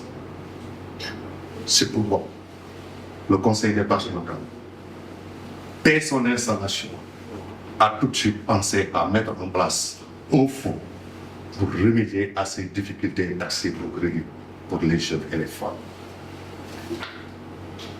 Le projet de promotion de l'entrepreneuriat des jeunes et des femmes a surtout des crédits souples et a un taux d'intérêt réduit pour les jeunes et les femmes du département de Bakel. De mettre en place des mécanismes de financement innovants, accessibles toujours aux jeunes et aux femmes.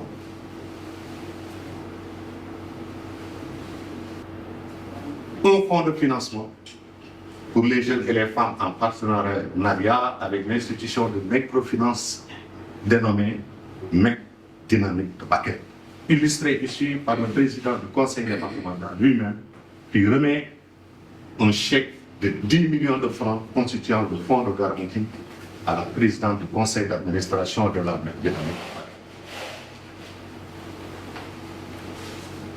Quels sont nos objectifs? C'est de faciliter l'accès à des mines souples.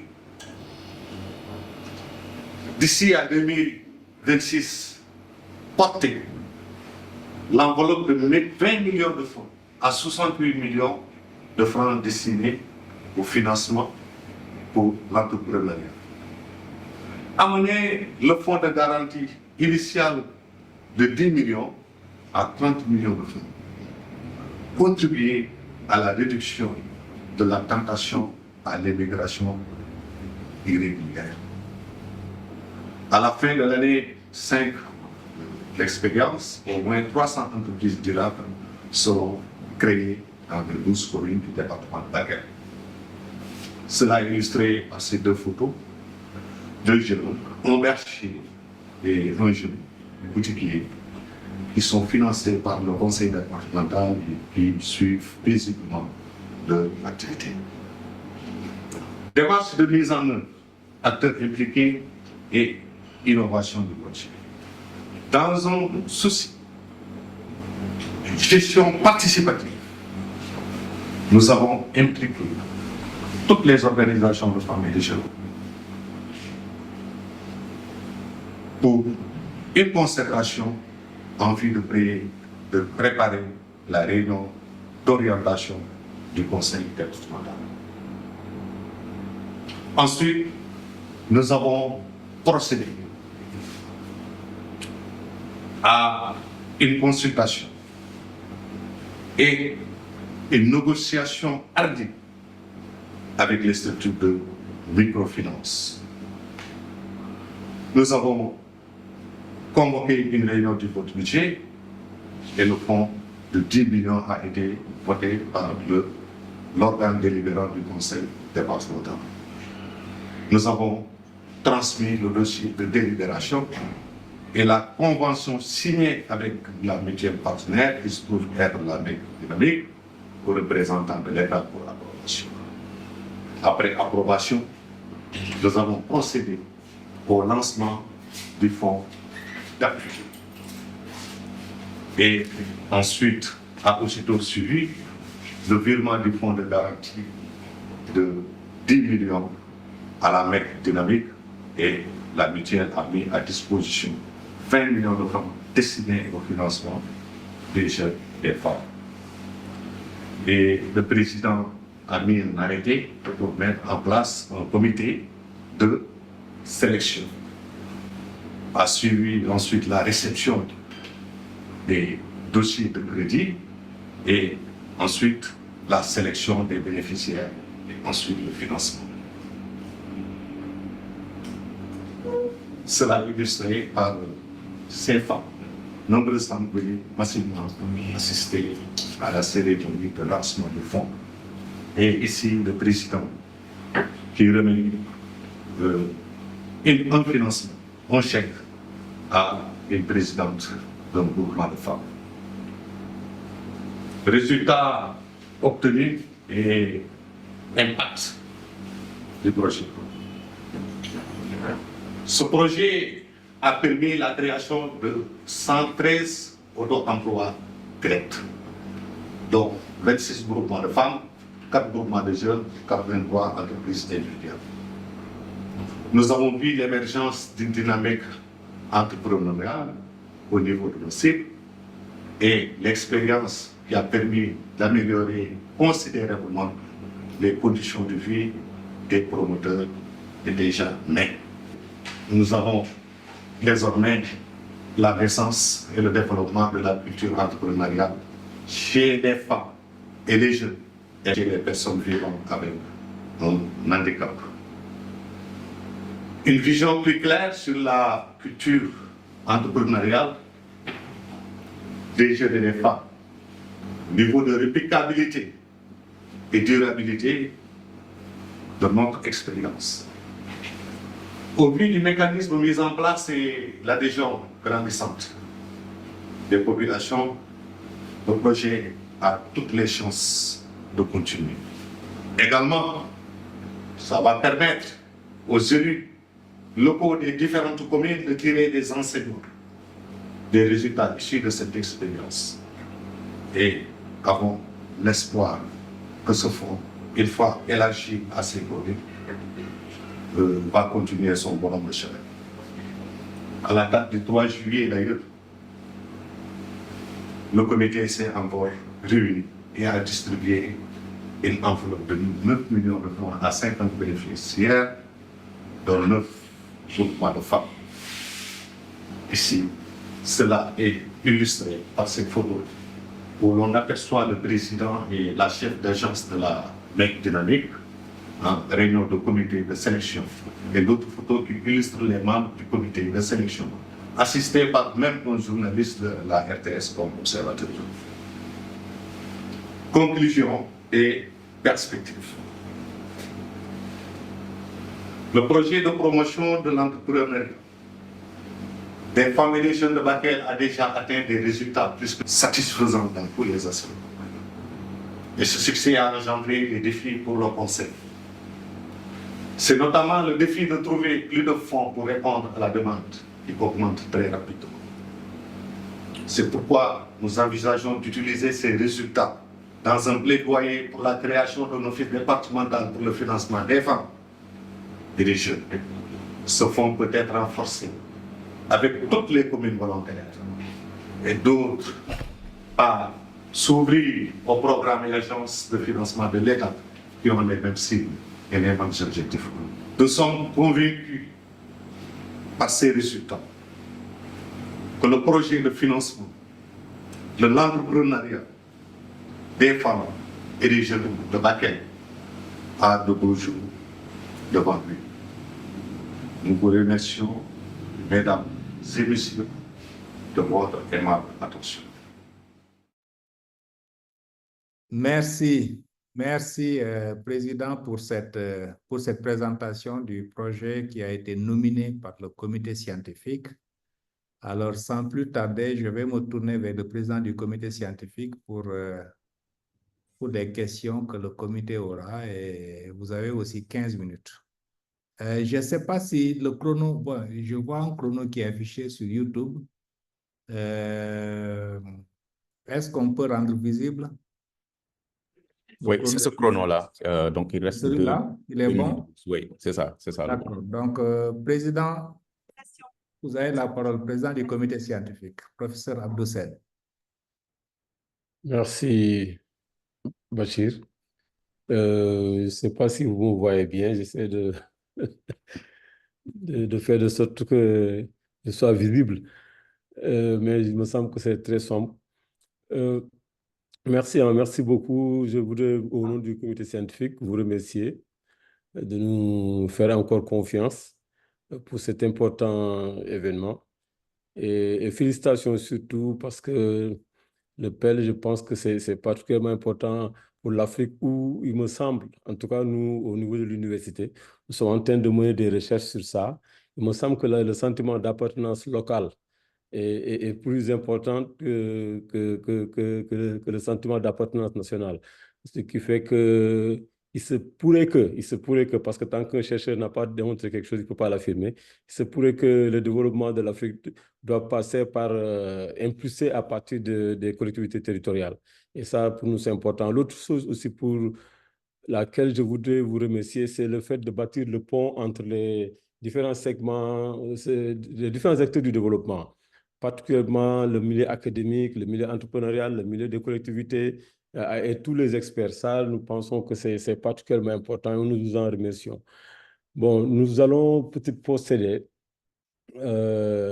par série de questions. Je vous propose ça aux membres du comité scientifique. Nous allons prendre peut-être 3 questions, laisser monsieur le président répondre et puis prendre peut-être d'autres questions. Chers membres du comité scientifique, malheureusement, je ne vous vois pas pour recueillir votre avis. Donc, j'essaie de de recueillir vos avis, mais c'est difficile. Ils sont d'accord, ils sont Ils d'accord. sont d'accord, d'accord. Voilà. Ok. Donc, qui veut la parole peut la prendre. Je pense qu'on peut Ouais. procéder ainsi. Hmm. Et vous vous présentez, vous posez votre question, s'il vous plaît. Mamadou Diouf. Mamadou Diouf a levé la main. Mamadou, vous avez la parole.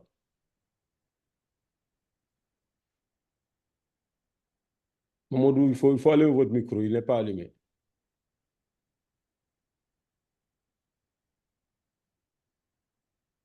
Mamadou, votre micro n'est pas allumé. Ouais, Mamadou. Mamadou, est-ce que tu nous entends là? Il faut activer votre micro. Alors, est-ce qu'on peut Oui. l'appeler par le téléphone pour lui indiquer que son micro n'est pas activé en attendant s'il y a quelqu'un d'autre? Oui. Bon, Allô, allô, est-ce qu'on m'entend? oui, présentez-vous, s'il vous plaît. Professeur Valérie Loba. Merci.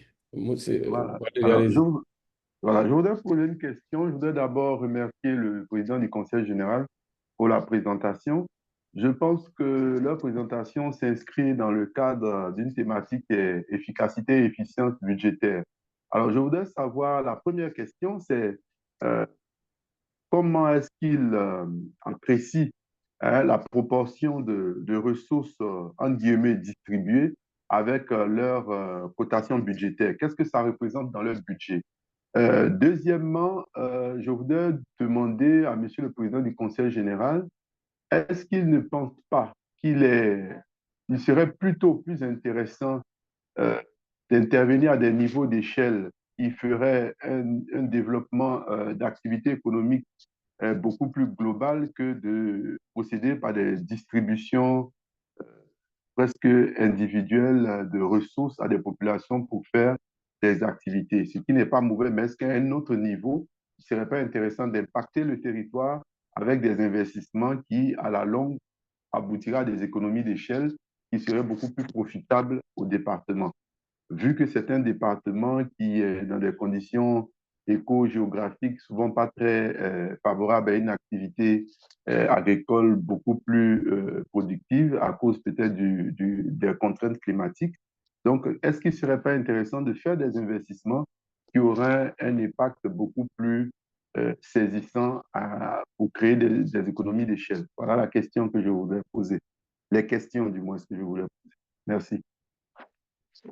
Merci Valérie. Est-ce qu'il y a une autre question? Bon, sinon, moi, j'en profite pour poser une ou deux questions.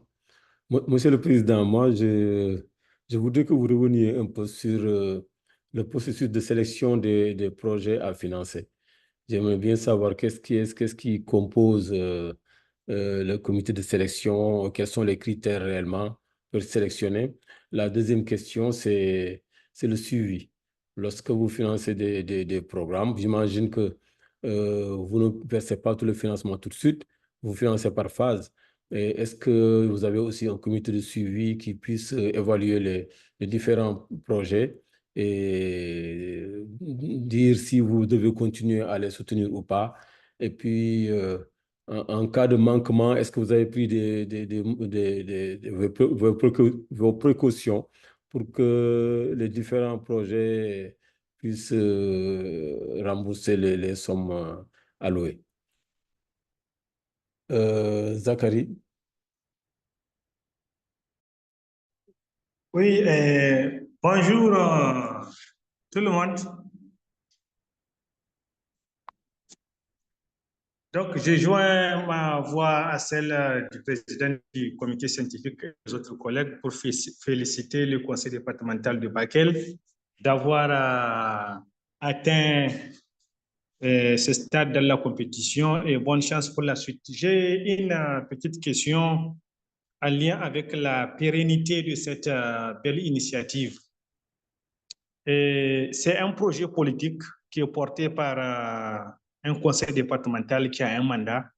Quelles sont les dispositions qui sont prises pour institutionnaliser cette initiative de telle sorte que même en cas de changement à la tête de la direction de la collectivité, et que cette initiative-là puisse être pérenne? Voilà, merci Zachary. Mamadou, on prend une dernière question avant de donner la parole au président. Mamadou n'a toujours pas allumé son micro. Monsieur le Président, je vous retourne la parole pour réagir aux questions qui ont été posées. Monsieur le Président, vous êtes là? Oui, bonjour. Oui. Merci, mesdames et messieurs, de nous avoir donné l'opportunité de faire la présentation de notre projet intitulé Projet de promotion de l'entrepreneuriat des jeunes et des femmes dans le département de Bakel. Pour ce qui est de la première question, comment on apprécie la proportion du budget par rapport au budget global? Nous l'avons démontré dans notre projet que malgré la modicité de notre budget, si l'on sait que les élus locaux sont élus par et pour les populations, nous avions l'impérieuse nécessité dès notre installation de penser à être encore davantage beaucoup plus proche des populations. Donc, nous ne pouvons pas réaliser de grandes infrastructures, mais il est impératif que les populations se sentent dans la gestion du conseil départemental. Et compte tenu de notre situation de zone frontalière, face au djihadisme, face au grand banditisme, il était nécessaire qu'on initie ce fonds. Donc, ce n'est pas un fonds consistant, c'est 10 millions, mais qui nous a valu 20 millions par l'Institut de microfinance partenaire. Par rapport à la deuxième question, intervenir à des activités beaucoup plus globales. Oui, certes, nous on est là depuis 2 ans, 2 ans et demi, mais on considère 2 ans parce que jusque-là, on n'a pas encore le budget de 2024. Donc, nous pensons à des activités de plus grande envergure, telles que l'agriculture. Nous pensons que l'année prochaine, on va aller vers l'achat de tracteurs que nous mettrons à la disposition des populations parce que nous avons démontré dans notre projet que nous avons un très vaste département. Par rapport maintenant à la troisième question, le processus composition du comité, nous étant des autorités politiques, nous avons voulu sécuriser le fonds en nous ouvrant au service de l'administration. Et avant de mettre en place l'arrêté de mise en place du comité, nous avons été discuter avec le préfet, qui est le chef hiérarchique de tous les chefs de service. Donc, dans le comité, nous avons le chef de service départemental de l'agriculture pour tout projet qui concerne l'agriculture. Nous avons dans le comité le chef de service départemental de l'élevage pour tout projet qui concerne l'élevage. Nous avons aussi l'inspecteur départemental du CEDEPS, lui qui représente tout ce qui est association d'éducation populaire. Nous avons également dans le comité la société civile, le président du conseil départemental des jeunes et la présidente du conseil consultatif des femmes. N'est représenté dans ce comité que le président du conseil départemental. Donc, nous nous endossons sur l'expérience de ces chefs de service. Parce qu'il faut le dire aussi, c'est les chefs de l'administration, c'est le premier maillon d'appui technique aux collectivités territoriales. Par rapport maintenant à la quatrième question pour la pérennité, nous l'avons dit, nous avons mis en place un fonds de garantie de 10 millions de francs. La mutuelle a mis à disposition 20 millions de francs. Mais le conseil départemental projette de renforcer le fonds de garantie à hauteur de 5 millions de francs chaque année, ce qui va porter l'enveloppe pour le fonds de garantie à 30 millions à la fin de notre mandat en 2026 et également l'enveloppe de crédit distribuée à 68 millions. Donc, nous avons toutes les chances de croire fermement que le projet va continuer si nous analysons bien sûr l'adhésion de ces jeunes, de ces femmes qui se sont appropriés de ce projet. Donc, mesdames et messieurs, je pense que j'ai achevé les questions. Si par contre j'ai omis quelque part, de toute façon, je reste à votre disposition. Merci.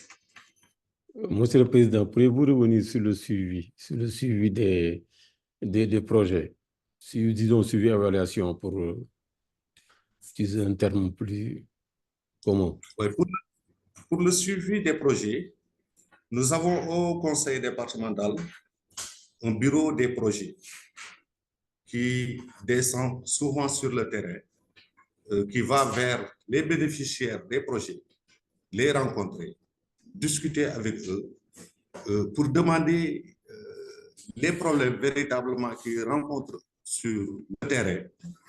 On en discute et leur propose les alternatives de solutions. Et il y a également la mutuelle partenaire, la MEC Dynamique, qui, selon les règles édictées par la BCEAO dans ses statuts, a également la vocation d'accompagner et d'encadrer techniquement et financièrement ces différents bénéficiaires. Merci. On peut peut-être prendre une dernière question. Est-ce que quelqu'un voudrait poser une dernière question? Il nous reste moins de 2 minutes.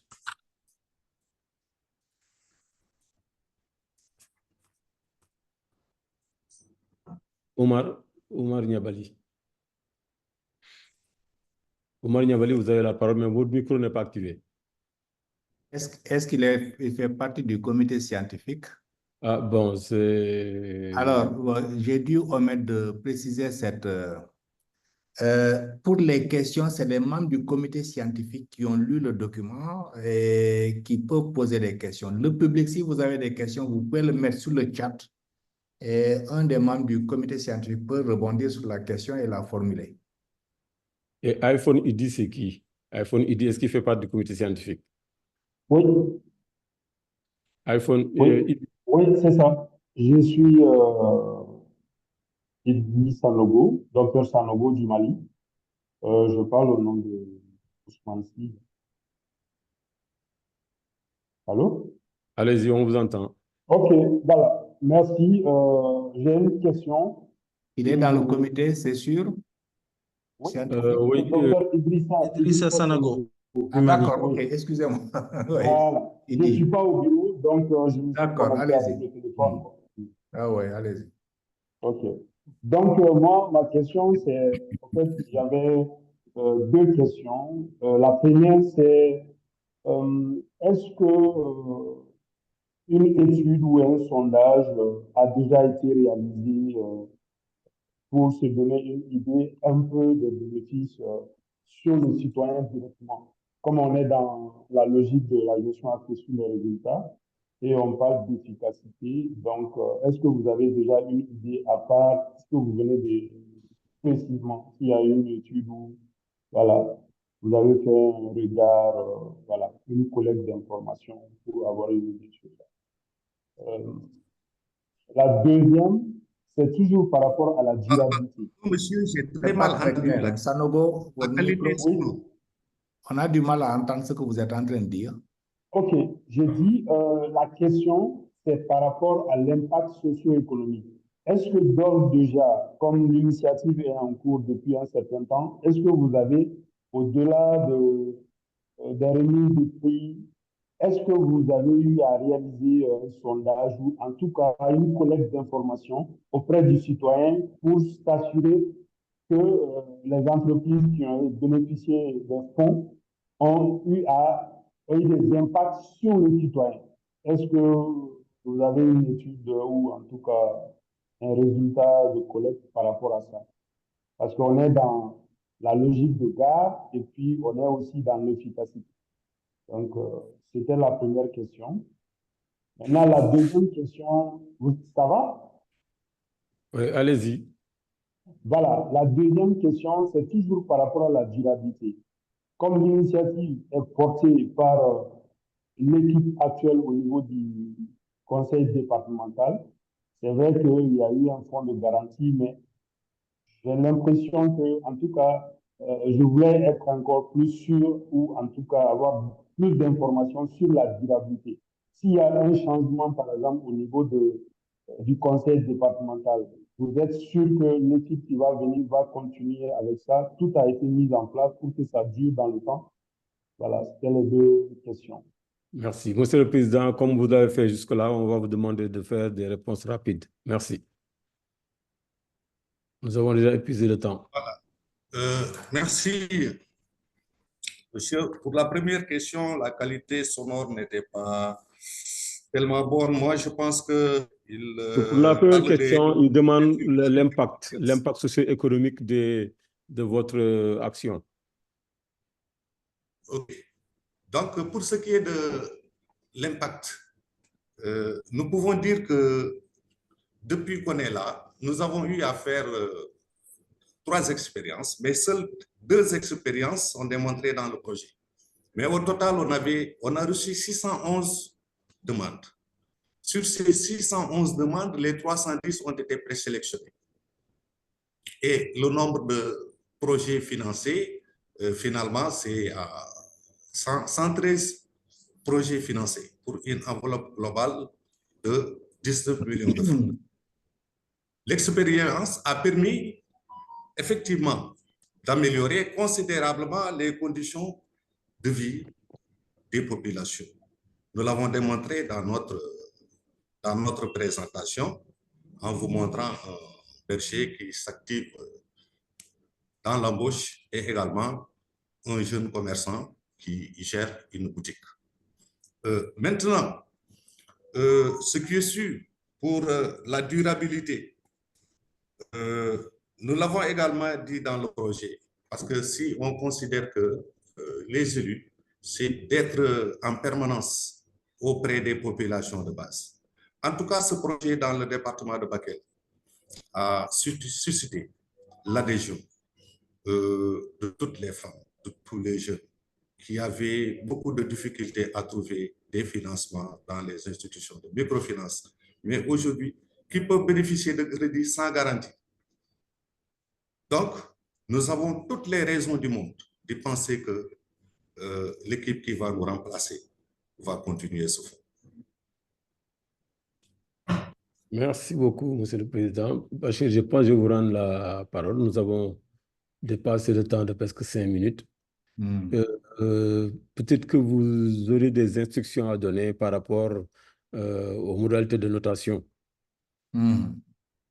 Bon, pour le comité scientifique, je pense qu'ils ont pris note, ils ont écouté les réponses.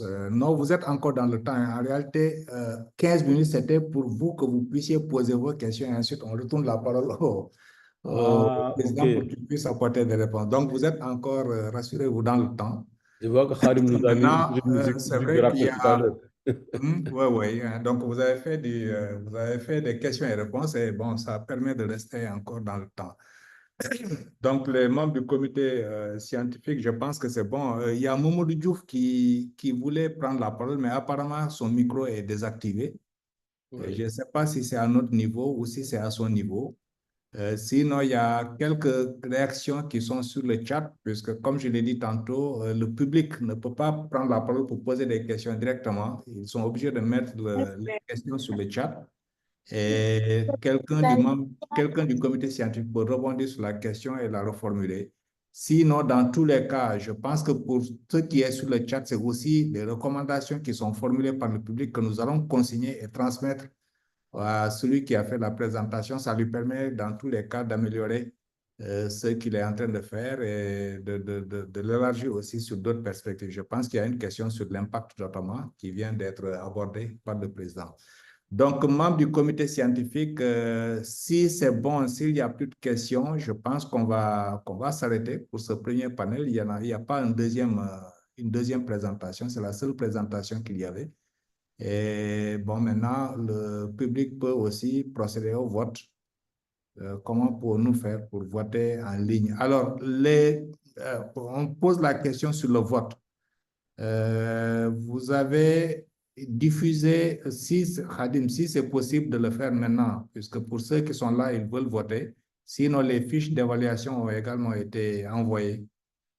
Mais bon, pour ceux qui sont là sur la plateforme, s'ils veulent voter, peut-être qu'il faut diffuser le lien sur le chat. Sur le chat, oui. Voilà, comme ça, vous pouvez cliquer là-dessus et voter tout de suite. Il faut remplir et voter. Alors, il n'y a qu'une possibilité de vote. Hein. Vous ne pouvez pas voter 2 fois. Hein, et bon, les présentations restent sur la plateforme jusqu'au 29. Donc, vous avez la possibilité de continuer à voter jusqu'au 29 également. Donc, Président, vous pouvez aussi diffuser le lien au public pour que ce public-là puisse voter. Président du comité scientifique, s'il n'y a plus de questions, je pense qu'on va terminer ça. Je sais que vous-même, vous êtes, je pense que vous êtes aux États-Unis, non, présentement. Oui. Bon. Avec Ça le décalage horaire. chez moi. Je ne sais pas comment vous en sortez, mais bon, en tout cas, bon courage avec le décalage horaire. Merci à vous et merci au président du conseil départemental de Bakel pour sa présentation, très enrichissante et très riche, et qui nous a permis de voir une autre facette de ce que les collectivités peuvent faire. Merci à vous. Donc, sans plus tarder, Mamadou Diouf, je ne sais pas si tu as pu activer ton micro. Non, il n'a pas pu. Il n'a pas pu. Donc, bon, je pense qu'on va s'arrêter là. Sauf si le président veut dire un dernier mot de clôture. Oui, non, mais je pense que c'est bon. Hein. Merci beaucoup. Je voudrais surtout remercier les membres du comité scientifique pour leurs questions succinctes et pertinentes. Et remercier aussi le président du conseil départemental pour ses réponses claires et concises. Merci beaucoup. Et je pense qu'on se retrouve tout à l'heure, non? Tout à fait. Merci, président du comité scientifique. Alors là, c'est la rencontre de 2 présidents. Il y a le président du comité scientifique, il y a aussi le président du conseil départemental. Merci à tous les 2 présidents pour les questions et merci au président du conseil départemental pour les réponses qui sont apportées aux questions. Et comme vous le voyez, il a déjà mis le lien pour le vote. Ceux qui sont sur la plateforme, vous cliquez sur ce lien-là et vous pouvez tout de suite procéder au vote. Président du conseil départemental, il y a des questions qui sont posées par le public. Vous pouvez les noter. Je pense que c'est toujours des points qui vous permettent d'améliorer ce que vous êtes en train de faire. Surtout que très souvent, c'est des personnes ressources qui ont travaillé sur ça. Quand je vois Mme Diaye, je sais qu'elle est conseillère technique au ministère des collectivités territoriales. Et bon, c'est quelqu'un qui a engrangé une longue expérience du développement local pour avoir un parcours professionnel assez intéressant depuis les agences régionales de développement jusqu'au niveau du conseil du ministre. Donc, notez ces points-là qui peuvent vous permettre d'améliorer ce que vous êtes en train de faire et qui peuvent vous permettre également de diversifier sur certains aspects peut-être qui n'ont pas été touchés, notamment l'impact, également les modalités pour la poursuite et la mise à l'échelle de l'expérience et les dispositifs pour le suivi, pour le remboursement des prêts. Tout ça, c'est des points qui ont été soulevés. Merci à vous.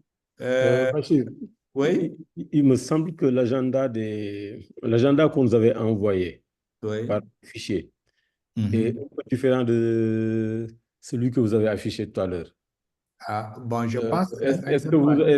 Quelle est la dernière version? C'est celle que vous avez présentée ou c'est celle qu'on nous a envoyée? Oui, c'est celle qui a été présentée. Attends, je m'assure. Aïssatou, est-ce que ça a été envoyé, la dernière version a été envoyée aux membres du comité scientifique?